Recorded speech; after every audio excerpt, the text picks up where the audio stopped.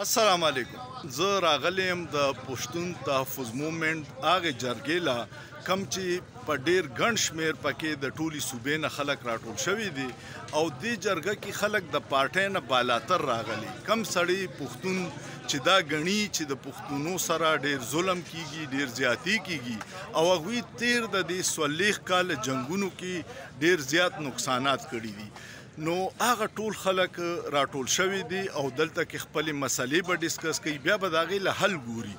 زما اړو چې زه 3 ورځې پکې شرکت وکړم، خو تاسو ته پته ده زما والده په هسپتال کې ده، نو 2 ورځې خو رانلم، خو نن مې شرکت ضروري ګڼو او دا یو تاریخ جوړیږي. نو ما وی چې په دې تاریخ کې زه خپل نوم ولیکم چې سبا بیا خلک وایي چې یاره د پښتنو د حقوقو دپاره کم جدوجهد کېدو هغې کې ما شرکت کړی. زه ډېر وختي رالم، لا انتظامیه صفایانې کوي، زګونه جوړوي، خو دې پنډال ته مې ځان راورسو چې تاسو ته ووایم چې دې تحریک کې د ټول نه سیوا د ځوانانو شرکت ما ولیدو او دا ډېره خوشاینده چې ځوانان د خپل حق دپاره خبر دي، په سیاست کې سالي د شعور ولا راغی چې زموږ په حقوقو چا قبضه کړې ده او موږ ته خپل حق نه ملاوي. دا ځوانان چې دي دا به را روان 40 کاله د پاکستان په سیاست کې په معیشت کې خپل ایسالي، خو دا خلک خپه پاتې شو، دا خفګان د دوی ختم نشو، د دوی ګیلې ختمې نشوې، د دوی مسلې حل نشوې، نو دا به بیا ریاست ته ډېر نقصان کوي. د خدای دپاره دا کم چې په اسلام آباد کې فیصله ساز ناست یې، دوی عقل وکړي او د دې ځوانان د خپل سینې سره ولګوي،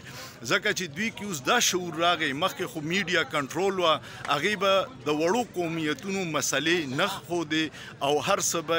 ښودل چې پاکستان کې ټیک دي، خو پاکستان کې هر څه ټیک نه دي. بلوچیان په ګیله باندې دي، پښتانه ګیلهمن دي او د دوی ګیلې ورځ ورځ سیوا کیږي، ځکه چې ما ډیټا پرون د دوی کتا نو د دهشتګردۍ په جنګ کې اوسه پورې د پښتنو 76,000 مړي شوي دي، دغسې پکې کورونه ړنګ شوي دي، دغسې پکې د هغوی هر قسمه ظلم شوی دی. او تاسو زما غیر چاپیره ګورئ، دا ټول چې دي دا ځوانان دي،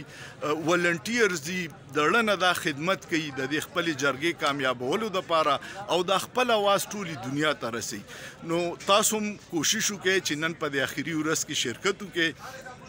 دا ډېر یو تاریخي موقع ده، بیا به په تاریخ کې لیکلی کېږي چې کله هغه جرګه شوې وه کم چې د پښتنو د